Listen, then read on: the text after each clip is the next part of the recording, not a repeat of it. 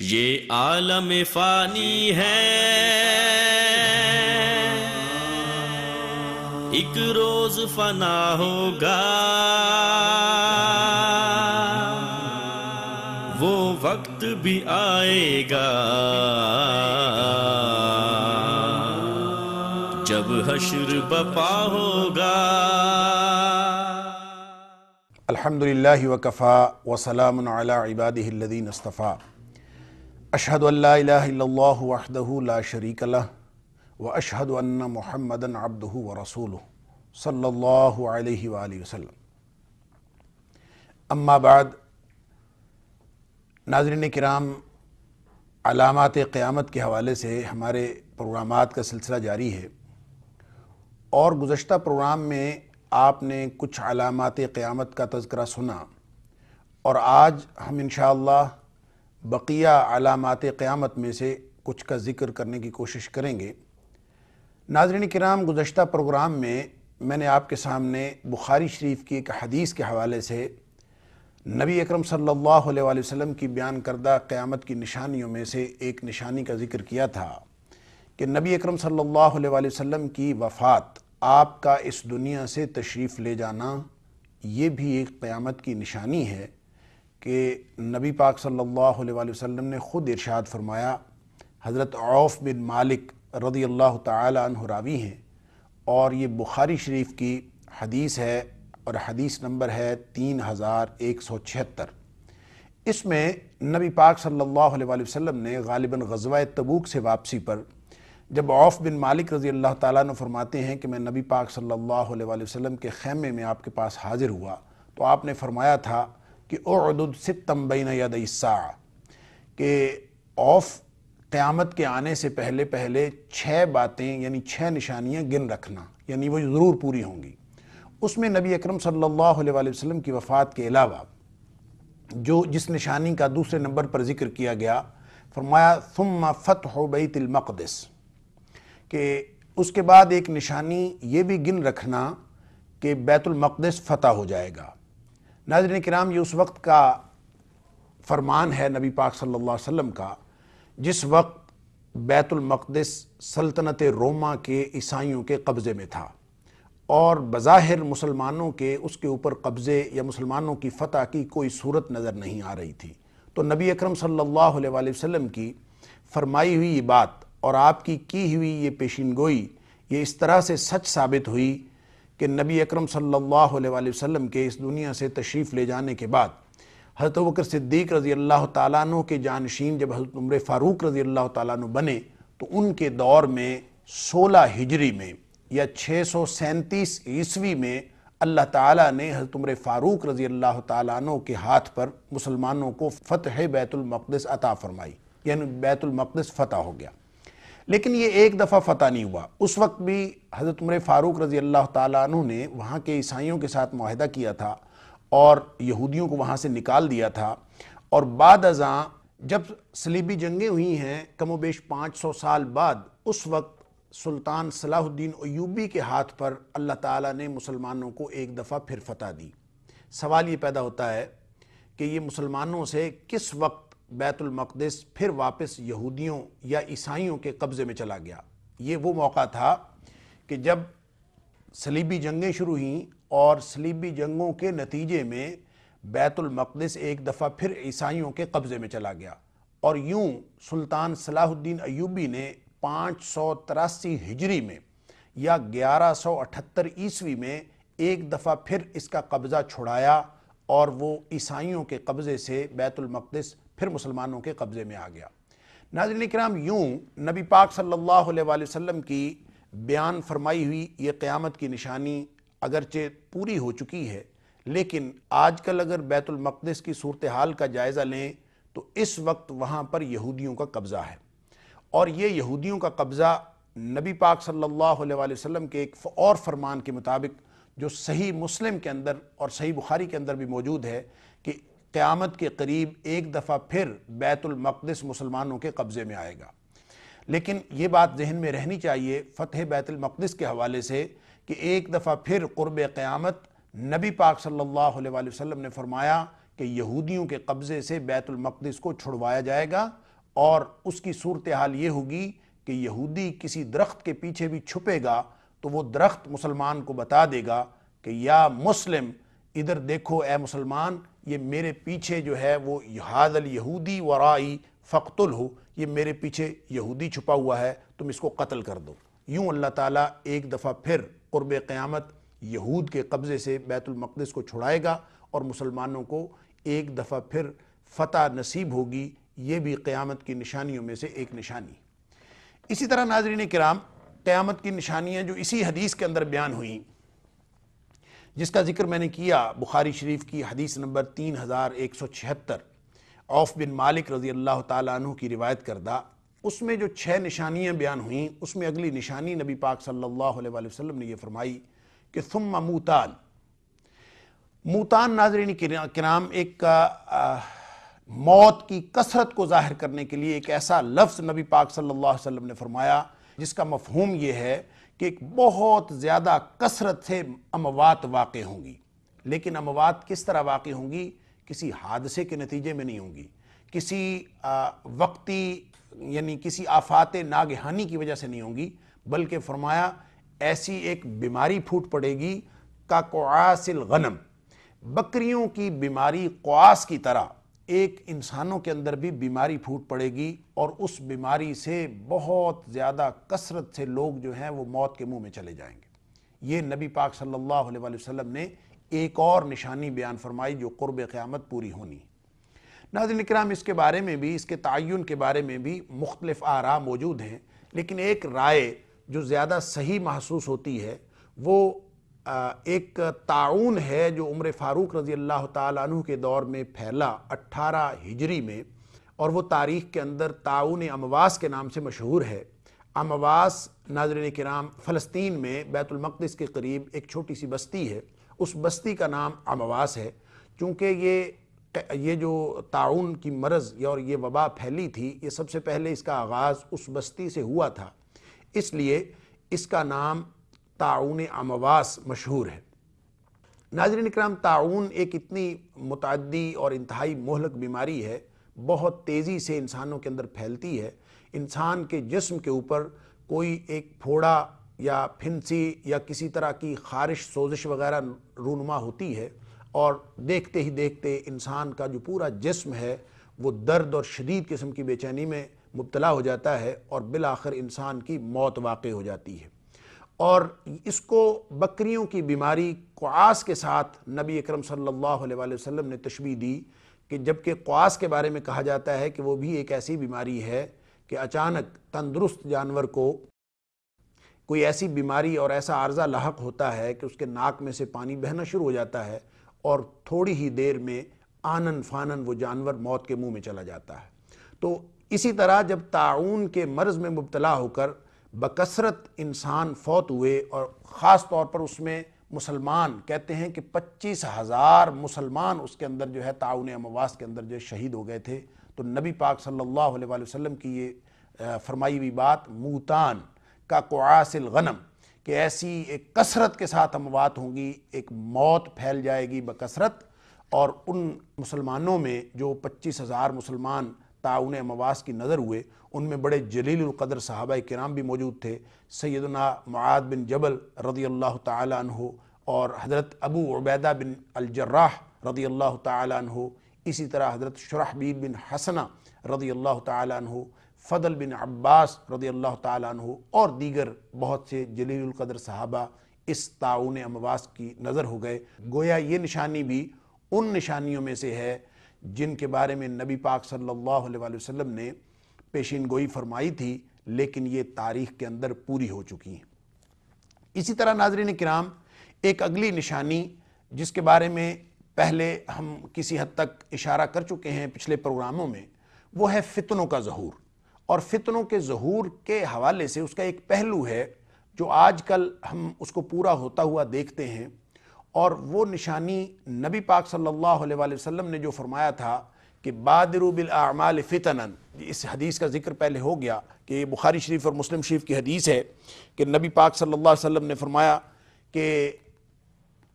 فتنے آنے سے پہلے پہلے اعمال کر لو، یعنی ایک ایسے فتنے آئیں گے، ایسے فتنوں کا ظہور ہوگا کہ وہ فتنے کا قطع اللیل المظلم، اندھیری رات کے اندھیرے کی طرح فتنے چھا جائیں گے، یعنی لوگوں کو سمجھ نہیں آئے گی، راستہ سجھائی نہیں دے گا، چیزیں خلط ملط ہو جائیں گی اور علم گم ہو جائے گا اور درست راستہ لوگوں کو سمجھ نہیں آئے گا۔ تو ایسے اور اس میں پھر نبی پاک صلی اللہ علیہ وسلم نے اس سے بھی گمبھیر صورتحال کی طرف اشارہ فرمایا کہ یصبح الرجل مؤمنا ویمسی کافرا، کہ صبح آدمی مومن ہوگا، شام کو کافر ہوا پڑا ہوگا، شام کو مومن ہوگا، صبح کافر ہوا پڑا ہوگا۔ یہ ایک ایسی صورتحال فتنوں کی ہے۔ انہی فتنوں کے حوالے سے جو اگلی نشانی میں ذکر کرنا چاہ رہا ہوں وہ حضرت حذیفہ بن یمان رضی اللہ تعالیٰ عنہ کے ایک فرمان کے حوالے سے ہے۔ حضرت حذیفہ بن یمان رضی اللہ تعالیٰ عنہ وہ صحابی رسول ہیں کہ جو خود فرماتے ہیں کہ لوگ خیر کے بارے میں نبی پاک صلی اللہ علیہ وآلہ وسلم سے سوالات کیا کرتے تھے اور میں شر کے بارے میں سوال کیا کرتا تھا، اس لیے کہ مجھے ہمیشہ خطرہ رہتا تھا کہ کہیں شر کا دور ہمارے اوپر آ نہ جائے، کہیں ہم شر کو پہنچ نہ جائیں۔ شر سے بچنے کے لیے میں ہمیشہ شر کے بارے میں، برے حالات کے بارے میں سوال کیا کرتا تھا، اور اس طرح حضرت حذیفہ بن یمان رضی اللہ تعالیٰ عنہ سے دور فتن کے بارے میں بہت ساری احادیث حدیث کی صحیح کتابوں کے اندر موجود ہے۔ یہ والی حدیث جو میں ابھی عرض کرنا چاہ رہا ہوں یہ حضرت حذیفہ بن یمان رضی اللہ تعالیٰ عنہ کا گویا ایک قول ہے، جو نبی پاک صلی اللہ علیہ وآلہ وسلم کے ساتھ اس قدر دور فتن کی ڈسکشن کر چکے تھے، اس قدر آپ سے مطابقت قائم ہو چکی تھی کہ نبی پاک صلی اللہ علیہ وآلہ وسلم سے لیے ہوئے علم کے مطابق فتنوں کی تشریح کرتے ہوئے انہوں نے ایک بات ارشاد فرمائی جس کو ابن ابی شیبہ نے اپنی کتاب المصنف کے اندر ذکر فرمایا ہے۔ وہ کہتے ہیں کہ حضرت حذیفہ بن یمان رضی اللہ تعالیٰ نے فرمایا لَيُوشِكَنَّ أَن يُصَبَّ عَلَيْكُمْ شَرٌّ مِّنَ السَّمَاءِ حَتَّى يَبْلُغَ الْفَيَافِي، یعنی حضرت حذیفہ رضی اللہ تعالیٰ فرماتے ہیں کہ فتنے اتنی قسم کے ہوں گے کہ ایک وقت آئے گا کہ ایک شر آسمانوں سے نازل ہوگا، ان یصب علیکم شر من السماء، آسمانوں سے ایک شر نازل ہوگا اور وہ حتی یبلغ الفیافی، یہاں تک کہ وہ شر جو ہے فیافی تک پہنچ جائے گا۔ اس پر جو راوی حدیث ہے جو حضرت حذیفہ بن یمان رضی اللہ تعالیٰ عنہ سے یہ حدیث روایت کر رہے ہیں، وہ حضرت حذیفہ سے پوچھتے ہیں یا ابا عبداللہ مل فیافی، کہ یہ جس فتنے کی طرف آپ اشارہ فرما رہے ہیں کہ آسمانوں سے نازل ہوگا اور پھر وہ فیافی تک پہنچ جائے گا، یہ فیافی سے کیا مراد ہے؟ مل فیافی۔ حضرت حذیفہ بن یمان رضی اللہ تعالیٰ عنہ فرماتے ہیں کہ فیافی سے مراد ہے الارض القفر، کہ اس سے مراد ہے ایسی زمین جو بنجر ہو، یعنی ایک تو جنگل ہوتا ہے جہاں پہ گھنے درخت ہوتے ہیں، اور جنگل سے بھی زیادہ ایسی بیابان جگہ جہاں پہ درخت بھی نہیں ہے، کچھ بھی نہیں ہے، بالکل بنجر زمین ہے اور دور دراز ہے، وہاں بھی یہ فتنہ پہنچ جائے گا۔ اس سے کیا مراد ہے ناظرین کرام؟ سما صرف آسمانوں کے لیے استعمال نہیں ہوتا، سما ہر اس چیز کے لیے استعمال ہوتا ہے جو اوپر سے آئے۔ لسان العرب کے اندر ابن منظور نے سما کے لفظ کی جو وضاحت کی ہے اس سے مراد اوپر کی ڈائمنشن ہے، اوپر کی سمت ہے، اس کا مطلب ہے اوپر سے کوئی فتنہ نازل ہوگا۔ تو اس کی جو بہترین انٹرپریٹیشن ہو سکتی ہے، اس کی جو بہترین وضاحت ہو سکتی ہے، وہ آج کل کے دور میں ناظرین کرام ہم اپنی آنکھوں سے دیکھ رہے ہیں، اور وہ کیا ہے؟ وہ یہ سیٹلائٹ چینلز کی بھرمار ہے۔ یہ بھی گویا ایک قیامت کی نشانی نبی پاک صلی اللہ علیہ وآلہ وسلم کی طرف سے حضرت حذیفہ بن یمان رضی اللہ تعالیٰ عنہ بیان فرما رہے ہیں کہ تمہارے اوپر ایک فتنہ آسمانوں کی طرف سے نازل ہوگا، لَيُوشِكَنَّ أَن يُصَبَّ عَلَيْكُمْ شَرٌّ مِّنَ السَّمَاءِ، آسمانوں سے نازل ہوگا۔ گویا یہ سارے کے سارے سیٹلائٹ چینلز جو ہیں، جو 13-14 ہزار کے قریب یا ہزاروں ہیں، ان کی گنتی مجھے تو معلوم نہیں ہے کہ کتنی گنتی ہے، لیکن کہا جاتا ہے کہ ایک محتاط اندازے کے مطابق 13 یا 14 ہزار سیٹلائٹ چینلز جو ہیں وہ کام کر رہے ہیں۔ تو یہ سارے کے سارے آسمانوں سے آتے ہیں۔ اور حتی یبلغ الفیافی کا کیا معنی ہے؟ کہ آپ بنجر زمین میں، اس گلوب پر، اس زمین پر جہاں کہیں بھی ہوں، ایک ڈش لگائیں، ایک سیٹلائٹ ریسیور لگائیں، تو وہ فتنہ وہاں بھی پہنچ جائے گا۔ اس کو ناظرین کرام فتنہ کیوں کہا گیا ہے؟ فتنہ اس لیے کہا گیا ہے کہ وہ جو نبی پاک صلی اللہ علیہ وسلم نے فرمایا تھا بادروا بالاعمال فتنا کا قطع اللیل المظلم، کہ ایک اندھیری رات کی طرح چھا جانے والے فتنے وہ آنے سے پہلے پہلے عمل کر لو۔ لہٰذا یہ بجا طور پر کہا جا سکتا ہے کہ سیٹلائٹ چینلز کی جو بھرمار ہے یہ بھی ایک فتنہ، ایک نشانی ہے قیامت کی، جو نبی پاک صلی اللہ علیہ وآلہ وسلم کی طرف سے حضرت حذیفہ بن یمان رضی اللہ تعالیٰ عنہ نے بیان فرمائی۔ ناظرین کرام، اگلی نشانی وہ بھی نبی پاک صلی اللہ علیہ وآلہ وسلم کی بیان کردہ ہے۔ یہ بھی ان نشانیوں میں سے ہے جو تاریخ کے اندر پوری ہو چکی ہیں، اور ان کے بارے میں زیادہ گمان یہی ہے کہ یہ پوری ہو چکی ہیں۔ میں پہلے عرض کر چکا ہوں ایک پروگرام میں کہ یہ جتنی بھی نشانیاں قیامت کی بتائی جاتی ہیں، ان کا تاریخی طور پر ماضی، مستقبل یا حال کے اندر کلی طور پر تعین نہ تو ممکن ہے اور نہ ہی مطلوب ہے۔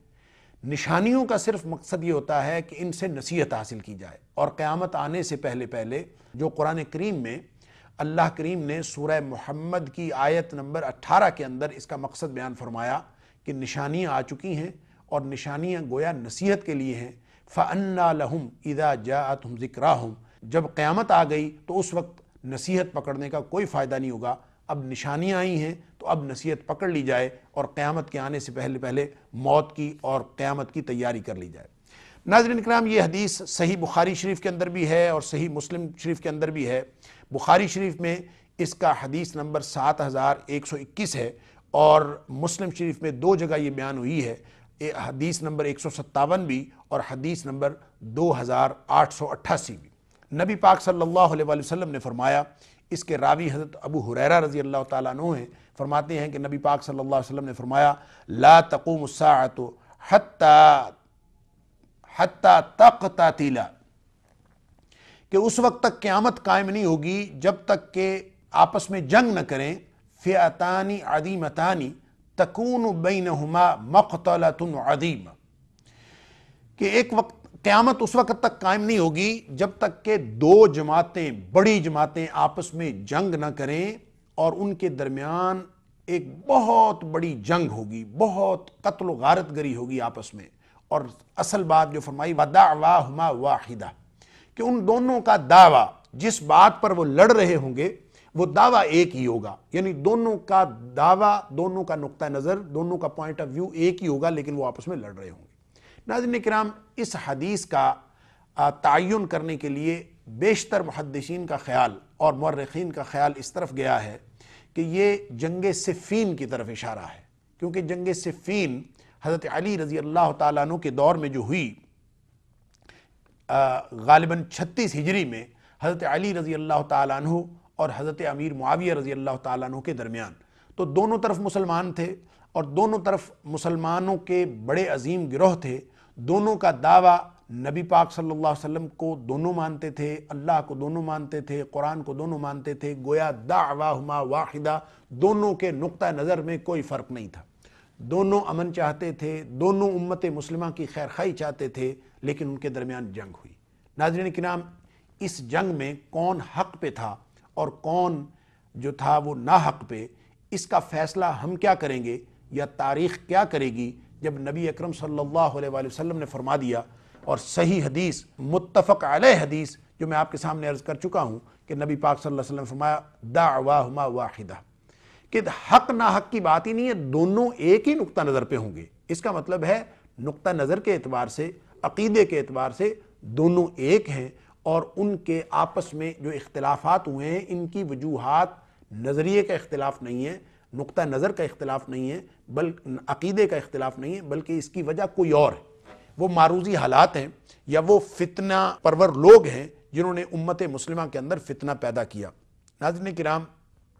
حضرت علی رضی اللہ تعالیٰ عنہ کے دور میں جب مسلمان آپس میں لڑ رہے تھے، جنگ صفین ہو یا پھر جنگ جمل ہو، یہ جتنی بھی آپس میں جنگیں ہوئی ہیں مسلمانوں کی مسلمانوں سے، یہ بہت بڑا فتنے کا دور تھا، اور نبی اکرم صلی اللہ علیہ وآلہ وسلم کی اس فرمان کے عین مطابق یہ حرف بحرف یہ پیشین گوئی نبی پاک صلی اللہ علیہ وسلم کی پوری ہوئی کہ مسلمان آپس میں لڑے۔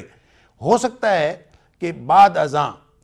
تاریخ کے کسی اور حصے میں بھی مسلمانوں کے آپس میں لڑنے کا اس طرح سے کوئی صورتحال مستقبل میں بھی پیدا ہونے کا کوئی امکان ہو، لیکن ناظرین کرام، یہ جو ماضی کے اندر واقعہ ہو چکا ہے، یہ وہ بہت بڑا فساد تھا جو نبی اکرم صلی اللہ علیہ وسلم کی بیان کردہ اس نشانی کو پورا کرتا ہے۔ اس سلسلے میں کسی غلط فہمی میں مبتلا نہیں ہونا چاہیے کہ مسلمان آپس میں کیوں لڑے۔ آپس میں لڑنے کی کئی وجوہات ہیں، اور تاریخ کے اندر جب ہم دیکھتے ہیں تو سوائے اس کے ہمیں کوئی وجہ نہیں نظر آتی کہ کچھ فتنہ پرور لوگ تھے، کچھ ایسے لوگ تھے جو اسلام میں فتنہ پیدا کرنے کے لیے اسلام کا لبادہ اوڑھ چکے تھے، اور اسلام کا لبادہ اوڑھ کر انہوں نے مسلمانوں کے اندر افتراق اور انتشار پیدا کرنے کی کوشش کی اور مسلمانوں کے اندر فساد پیدا کیا۔ ان کو مسلمانوں کا اتحاد، اتفاق ایک آنکھ نہیں بھاتا تھا، اور انہوں نے یہ سارا کام کیا اور مسلمان بہرحال اس کا شکار ہوئے۔ ہم شکر کریں ناظرین کرام کہ ہم اس فتنے کے موقع پہ، اس فتنے کے دور میں ہم موجود نہیں تھے، وگرنہ ہم بھی کسی نہ کسی طرف ہوتے، اور ہمیں ان کے بارے میں کسی قسم کا فتویٰ بھی نہیں لگانا چاہیے، اس لیے کہ قرآن ہمیں تاریخ کے ان واقعات کے بارے میں رہنمائی دیتا ہے کہ تلک امۃ قد خلت لہا ما کسبت ولکم ما کسبتم ولا تسألون عما كانوا يعملون، کہ یہ امتیں گزر گئیں، یہ گروہ چلے گئے، ان کے اعمال ان کے ساتھ تمہارے اعمال، اور تم سے قیامت کے دن یہ نہیں پوچھا جائے گا کہ تم کس کو صحیح سمجھتے تھے اور کس کو غلط سمجھتے تھے۔ ان کے بارے میں سوال نہیں ہوگا، تمہارے اپنے اعمال کے بارے میں سوال ہوگا۔ اللہ تعالی ہمیں ان قیامت کی نشانیوں سے درست طور پر تفہیم حاصل کرنے اور نصیحت حاصل کرنے کی توفیق عطا فرمائے، اور ہمیں عمل کی وہ قوت عطا فرمائے جو ہمیں قیامت کے لیے تیار کر دے، اللہ سے ملاقات کے لیے تیار کر دے، اور ہم ان سارے فتنوں سے بچ کر جنت میں جانے والے بن جائیں۔ وآخر دعوانا ان الحمدللہ رب العالمین۔ سوچا بھی کبھی تو نے کیا حال تیرا ہوگا، پیوست تیرے دل میں جب تیر قضا ہوگا، آئے گی قیامت جب اٹھ جائیں گے سب پردے، دیکھیں گی وہ آنکھیں جو کانوں نے سنا ہوگا، یہ عالم فانی ہے، ایک روز فنا ہوگا، وہ وقت بھی آئے گا جب حشر بپا ہوگا۔